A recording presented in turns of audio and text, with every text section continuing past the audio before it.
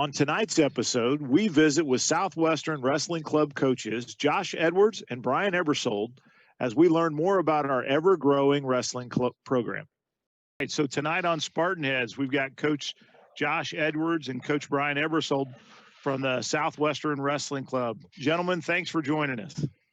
Thank you for having us. It's great being here.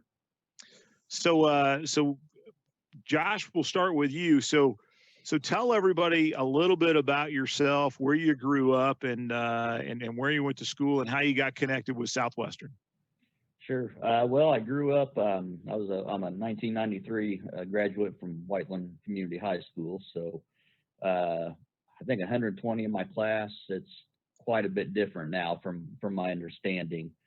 So it was still pretty. You knew quite a few people. Wrestling was very big at Whiteland at that time. And I wanted to be a basketball player, was not going to be I was a runt. I was a little bitty guy and just came to grips that I wasn't going to be. And so I went out for wrestling. My dad had a history in wrestling and kind of talked to me a little bit about there. So I just kind of fell in love with it. And then as time went on in high school, I found myself, working with the middle schoolers on the middle school team after practices. I had outstanding coaches, great role models, what we would consider pretty old school nowadays. But, we probably had the same types of coaches, that kind of tough love mentality, and there's a respect there. And, it wasn't just about winning matches. It was kind of shaping and molding how are you going to be in life as an adult. So I had a great support system, and I went into college, IUPUI, and graduated from elementary education. And at that time, when I was about 19, I had a former teacher who was a principal, who became a principal at Indian Creek Middle School, and reached out to me. They wanted to start a program. Indian Creek hadn't had one in, roughly 20 years. And I was dumb enough to say, yeah, I'll do that. I never started anything, and nobody there knew anything about wrestling, and so I just kind of evolved from there. When those sixth graders came freshmen, we started a high school program, had our club, and so I do have a little background with that. And I know Coach Ebersold and I have talked a lot about the building blocks before you move on into a varsity program. So trying kind of following the same suit as where I went, years ago. I got out of it in 2005 I do my master's and wanted to be a principal, just very time consuming. And had the last match I coached there at the high school. I lost in the state finals by 1 point right there at the end. So it was, I had to take a little time off. So I hadn't coached in quite a while after from 2005. And so then you started at Southwestern. Yes, I started at Southwestern, and let's see, might have been, was it 2013, I believe. I think that's right. Right. And so you've been the principal at the elementary school since. Yeah. So I went to Edinburgh Middle School right after at Indian Creek. That was my first job. They were awesome people. I enjoyed it. Learned a lot. I had some great principals I could work with. Mr. Chase was my assistant principal actually when I was a principal over at Edinburgh. So I've known him for quite a few years and worked together. So just been very fortunate on having people along the way, and in anything, surround yourself with great people. I mean, coaching, every aspect. But and then came to Southwestern. Mr. Chase and I has always kind of talked about, and he'll tell you, he's not an elementary guy. The little ones scare him a little bit. So he got in there at the high school and just said, man, it'd be neat if one day I was at an elementary and you're at the junior, senior high, and we could, really work together and across the board. And after hearing about his first year, I was getting kind of jealous. I mean, it sounded like I knew a little bit about Southwestern, never anything negative. And he was talking about all these things they were doing, and then the opening came up and I applied for it, and here we are. Well, I'll speak for the entire Correll clan that's been through your elementary school. We and the rest of the community couldn't be more happy Oh, for sure. with what you've done there, both of you and your staff, as well as Mr. Chase. And Thank you. now we greatly appreciate all you've done. So.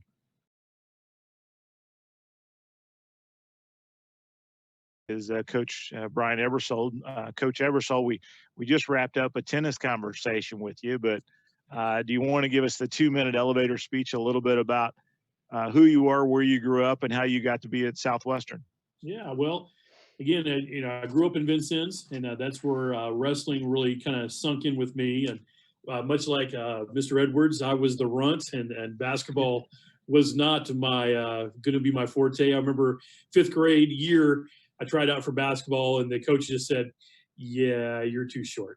And so, I mean, so from then on, I was just like, okay, whatever. And then got hooked into wrestling my junior high years. Loved it. Fell in love with it. After I graduated, was asked to coach at Vincennes, and that's where so I was just right after high school, just got into coaching and loved it. I mean, that was my love is coaching. I love doing that. And so after all those years, and then being a part of ministry and landing in Flat Rock, Indiana, my kids are at Southwestern, and there's no wrestling program. So my son loves tennis, and so I could become a tennis coach to make that up. And then I always heard these little rumors. Mr. Edwards wants to have a wrestling team. Mr. Edwards wants to have a wrestling team. And then I remember this fall, I started seeing T-shirts, and I was like, "I've got it." And I think it was at the at this not homecoming, Community night. Community night. I grabbed Mr. Edwards. I said, "I'm seeing shirts. Is it coming? Is it happening? And I want to be a part of this." And so we hooked up, and of course, right when right when this is really starting to roll, it was right about the same time girls tennis seasons coming together. So I was like, okay, I can be over here for wrestling on these days. I can be over here for tennis on these days, and trying to do both going on. But that's so I got kind of just kind of landed, kind of pushed myself into the position to help Mr. Edwards. So it's an interesting concept. So Coach Edwards, obviously, Coach Ebersol, he's had kids come through the tennis program. He's done a remarkable job with our tennis program. And here comes the tennis coach over to you and says, "Hey, I heard you started wrestling a program." You got to turn your head sideways and be like, "Who's this guy? And what in the world does he know about wrestling? I thought he was a tennis coach." We are that wrestling world, man. You got to be a little off anyway to wrestle, let alone coach it. So we understood each other. I had ran into him at commuter night because I was hearing rumors that hey, he's been wanting to do wrestling for quite some time, and we just hit it off, and I knew who he was and respected what he had done, and know his children, and so it was, we kind of just walked right into a hand in hand. These ideas storming around in community night, and then it manifests into a club team. And so, tell me how and when that started. Oh, Brian, was it probably November? Mid-October, November, something like that. Late fall. We were just inviting some kids over, just a few kids that were interested. Blake Dunbar, he I know him through Brycia, her son, and was just kind of talking to him. Some guys were coming out, and let's get a camp. And then Brian and I were talking about how do we grow this, and next thing you know, we had a room full of kids that I don't really know how they got there. I mean, it wasn't just kind of every other day, coach. 2 or 3 more would show up, and it was getting pretty full. It was getting very full, which is a great problem. It was so interesting. Yeah, it was so interesting too to see. We would have kids come and just try it out, and then they would try it for a couple of days and not like it and leave, but they would always be replaced by 8 more people. Yeah. I mean, it was crazy how that just kind of we would have some kids try it, not like it, but there was 8 more in their place to come back and try it out, and a lot of kids are falling in love with that sport big time. Yeah. And so it's a like all individual sports. You're going to get 100% out that which you put in. And, you know, there's so much hard work. It's almost like cross country or swimming. It's literally that you just have to work yourself into being better. And what a great discipline to teach young kids. So you start the program in November. You've got camps going on. You know, did you ever get an opportunity? And I guess I'm ignorant to this fact, and I apologize. Do we have mats? We did not. We do. We do currently. The interest was so high that yeah, we had to order them. And so That's awesome. We started a camp, which is a preschool through 4th grade. And, you know, Coach Eversold and I were like, hey, if we can get 25, 30 kids, it's new. Hey, that's a huge shot in the arm. Yeah. And we ended up with 50. I mean, pre-K through 4, it was just eye-opening. I mean, I'd heard he that got- number. I'd heard 50 to 60 kids had been through that first initial camp. yes. 50 or 60 kids in K through 4. Don't we have a class in elementary school that's got, I don't know, less than 20 kids in it? Yeah, I was like, yeah. It is. The class isn't telling them to put wrestling shoes on and grab that kid. Wow, I got to tell you, that's impressive. So why do you think it's by the way, just one clarifying question? I mean, you got boys and girls wrestling, or is it all boys, or what? Boys and girls. Yeah. Yeah, That's fantastic. And, the girls wrestle the girls, they wrestle boys. I mean, and I don't know, Coach, I really haven't seen any problem. They are just kind of they're on the team, and that's just the way it is. Yeah. It's easier with the younger ones. There's not so much of that. The older ones, those 5th and 6th graders, there's a little bit of, hey, wait a minute. Yeah. But a couple of our girls that we have, they are superb wrestlers. They are quite gifted and just really dedicated and push themselves very, very hard. They listen well. They're very, very strong mentally and physically. And they really had some good stuff. We got to see some really good things out of them just in this quick spring season that we had during the camp season. So walk me through this. So I mean, again, this is neat. I mean, this is really, really neat. So I'll share when Dave and I got together. I think it was the Monday before the Tuesday very first basketball game we did against it was South Decatur, I think, 2 years ago.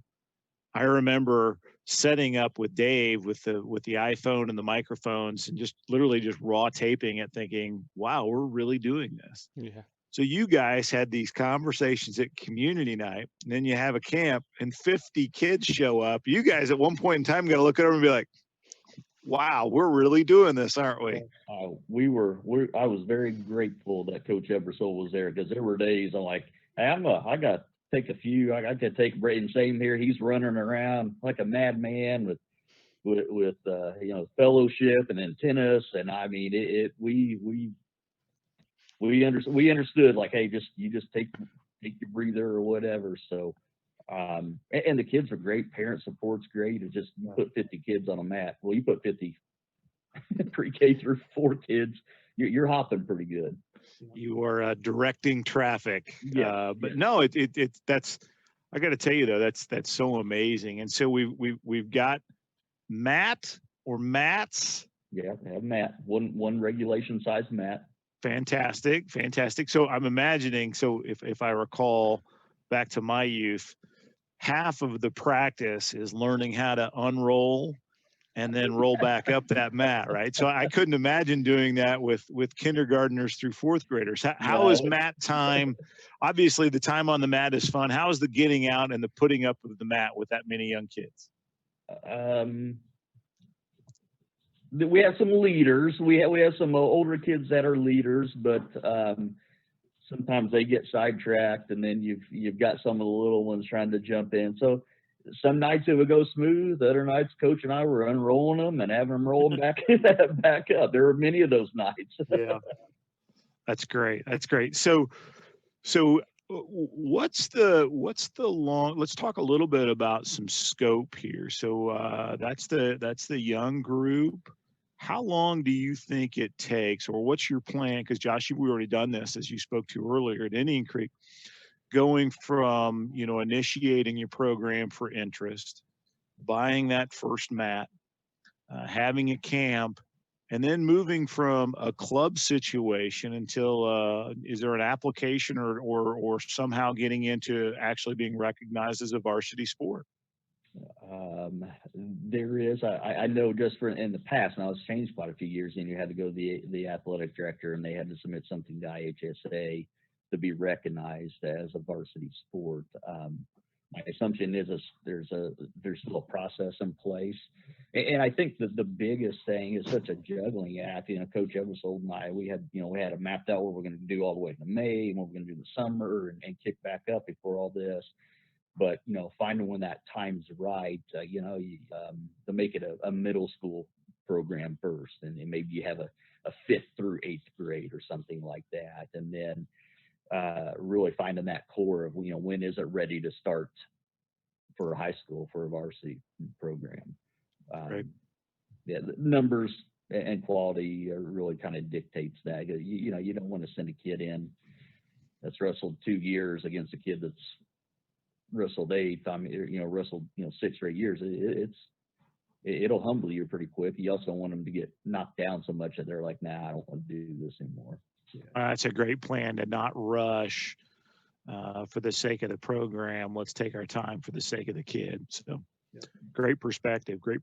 So it sounds like it's at least probably a 3 or 4 year process in order to get to a point potentially where you could flip on a varsity switch. That's really exciting. And for those younger kids, they know now the vision, right?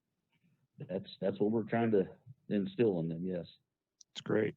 What kind of support do you guys need for the community, and what kind of support do you need from parents and other people that honestly, I mean, it's like when you take somebody from Southwestern, you take them to a Colts game, they don't understand what's going on. So it's just new and it's foreign to them. What are a couple of things for parents and folks in the community to understand a little bit about wrestling that we wouldn't know because, again, we haven't been around it? Well, I think a lot of that is, the first couple of weeks of camp, it's that it's not wrestling, it's wrestling. And it's not pile drivers and fist bumps. That's part of it. And I've had that ever since I've coached wrestling. Those first year kids, they're talking. Of course, I'm dating myself. They're talking Hulk Hogan, Macho Man. Those are. I couldn't even tell you who they are today. But so it's those third graders sure could. Let me tell you. They could. They could. I think Mr. Chase probably could as well. He could probably tell me who's going on with that. But but it's just that process of letting them know about the sport, because there's so many. It's because it's not televised. You don't see it on TV.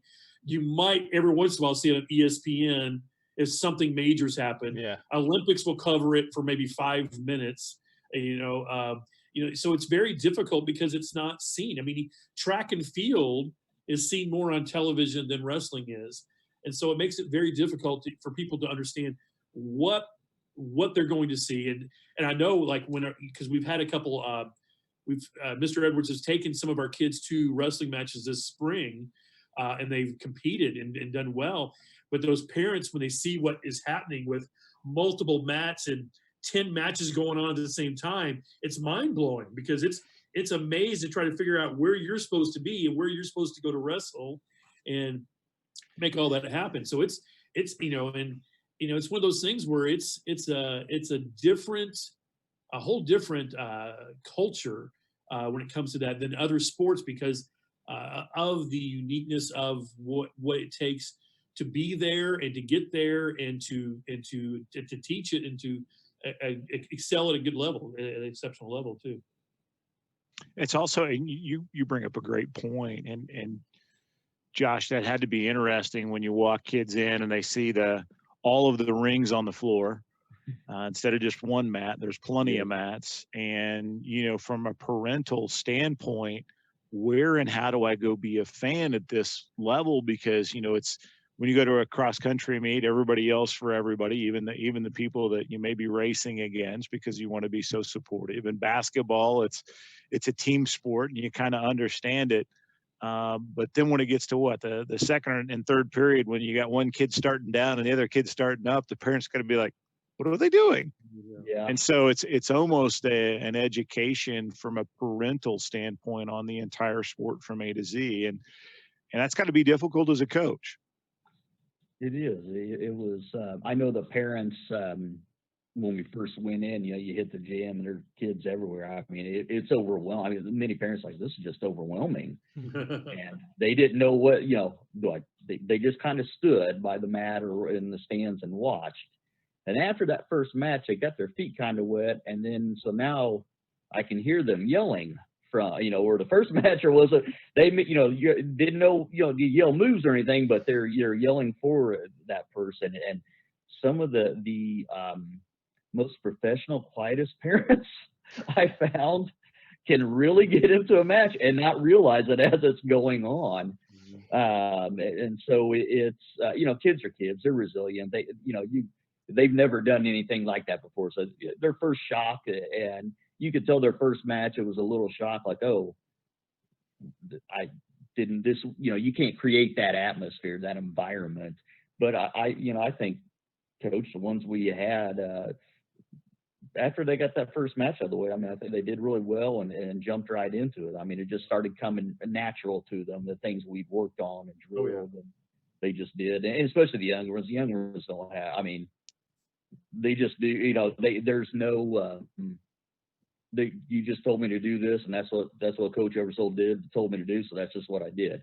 Whereas you get the older ones, they start thinking a little more, and they have some, maybe some esteem issues or some doubt. For the young ones, and that young group we have, oh my gosh, kindergarten, first, second graders, they're animals. They are just so naturally athletic. To how quickly it come together, and kind of how you guys had this vision, and both of you have a passion for wrestling and you have a passion for people, and it's really kind of cool to put those gifts together.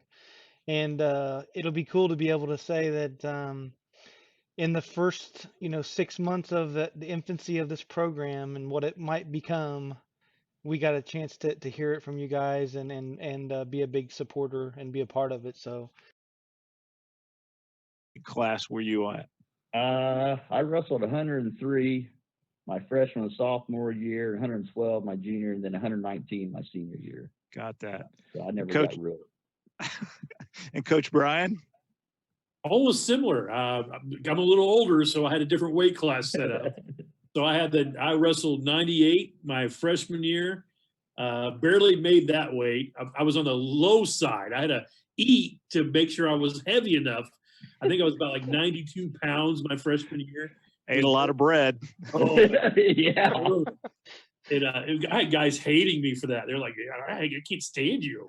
Were you one of those poor guys trying to drink a bunch of water before you get on the scale? Oh, yeah. Yep.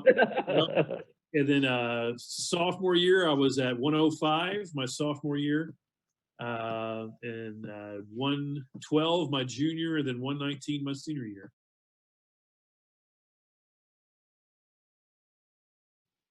I'm going to pick a scab here for you, and I hope we're okay.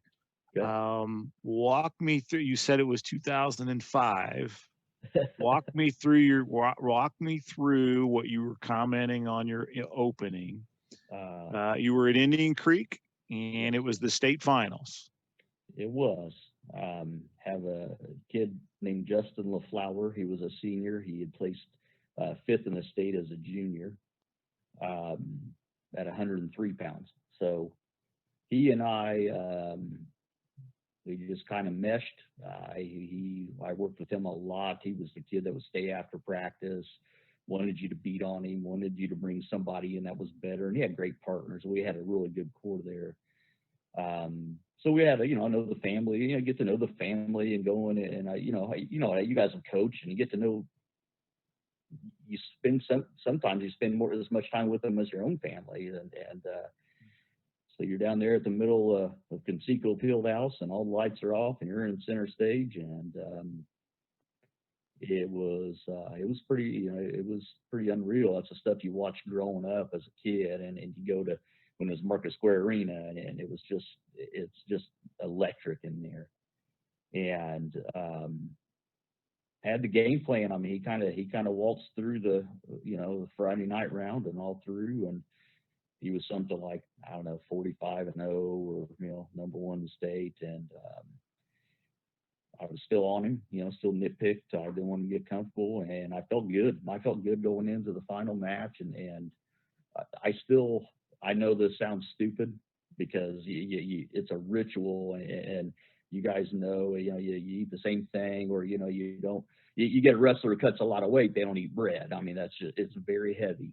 And between the semifinals and the finals, got him room service or whatever. He ate chicken, like a chicken breast, and why I still remember this. And he ate half the bun. And I remember catching myself wanting to say, "Now throw the bread. You'll be fine. You haven't had bread in 3 months. You'll be fine," or whatever it is. And I let him, and he came out so sluggish. I don't know. I still attribute. I felt like I let him like that. It's those little things from being good to great. It's the little things, and about 5 seconds left, he was on top of 0-0, and the kid starts squirming away and gets away with about 2 seconds left and wins 1-0 right before at the end of regulation. So right on the edge of the mat. Kid was a freshman. I mean, he was good. We'd wrestle him throughout, and great kid. Went on to do some great things, not just in wrestling. So that devastated. He walked off, held the tears until the locker room. That's what you're supposed to do. And just to see him, all the work he'd put in, it was just. I was depressed. I mean, ask my wife. I was devastated. I never wanted to coach again. At that time, in that time frame, that's the last thing to talk about. So, that's still. I mean, I could see the play-by-play all the way through, and that's been 15 years. Yeah, 15 years. So when was the last time you talked to that young man? I talked to him. He wrestled at U of I. Did really well. Good student. His dad passed away kind of unexpectedly when he was in college, and so we kind of reconnected. We'd always talk about it, and I hadn't talked to him in quite a while. And he reached out to my wife on Facebook and just said, "Hey, it's been a while." Gave him a number, and I called him, and he was wanting to get in with the program. And he said, "I'd heard that Southwestern was going to be doing." I said, "Where are you here?" He's like, "Well, people in the wrestling world kind of talk, and if you need any help, or I just like to just see or whatever." And he just had a baby, about a few weeks ago.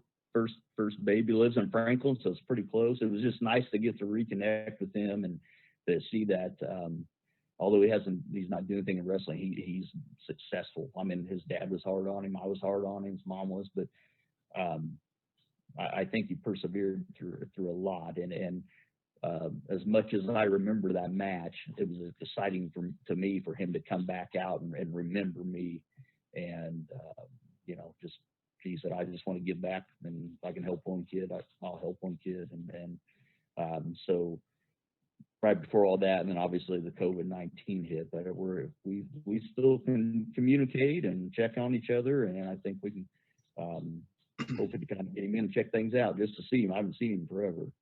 Oh, that'll be great. That'll be great. Seeing him walk across the mat, you too. Let's switch gears and let's talk a little bit about the 1980s. You said it was a little bit of a dry spell for talent, but there had to be some guys in there that stood out. Of course, that's when I followed the team more closely. I did manage to pick a few that stood out. And All right. Who's on your list at number 5, Dave? Sean Heiss, he was,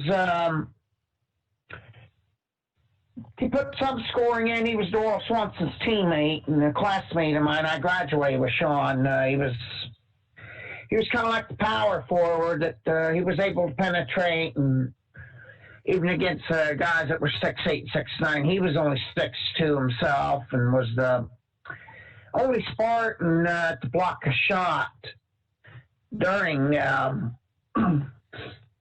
80s from that group. And of course,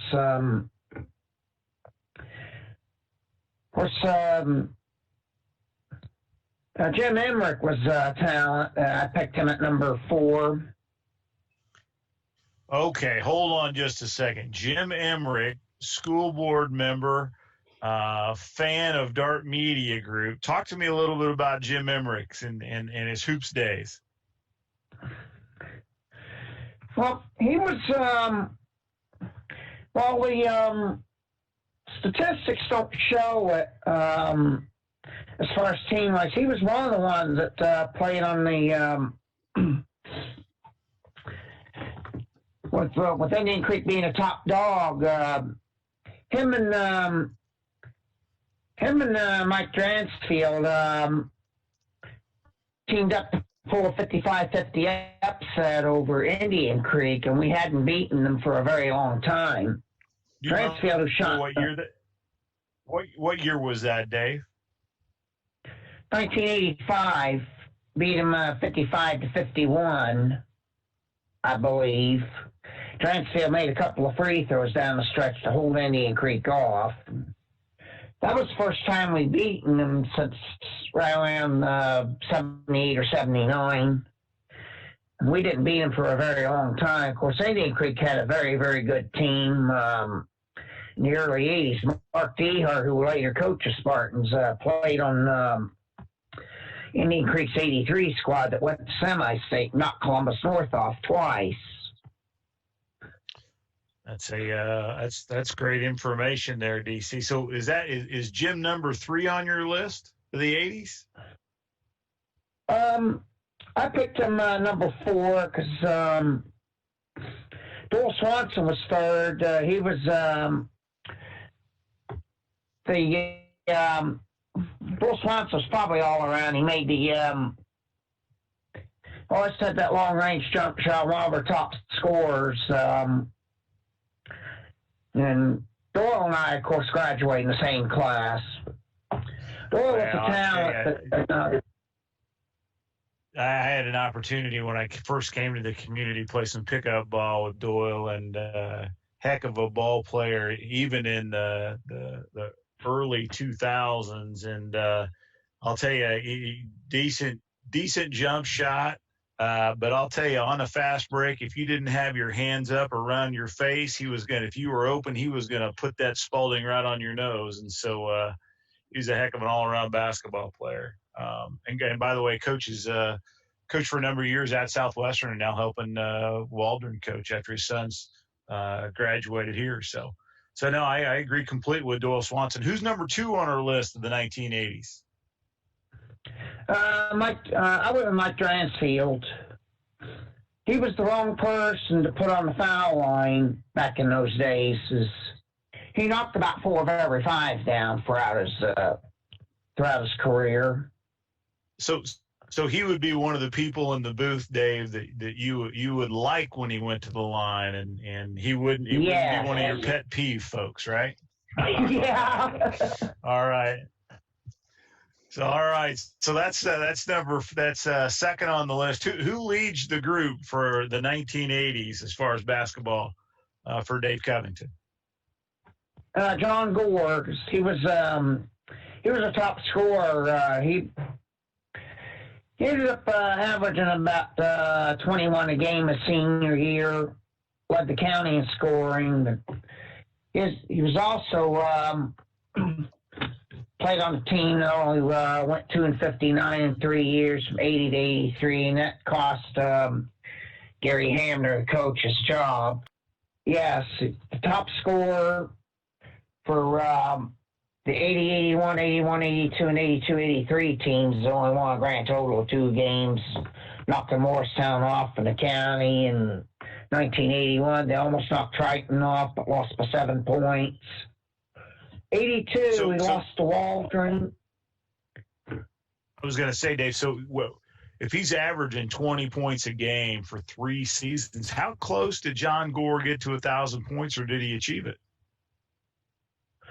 He didn't achieve it.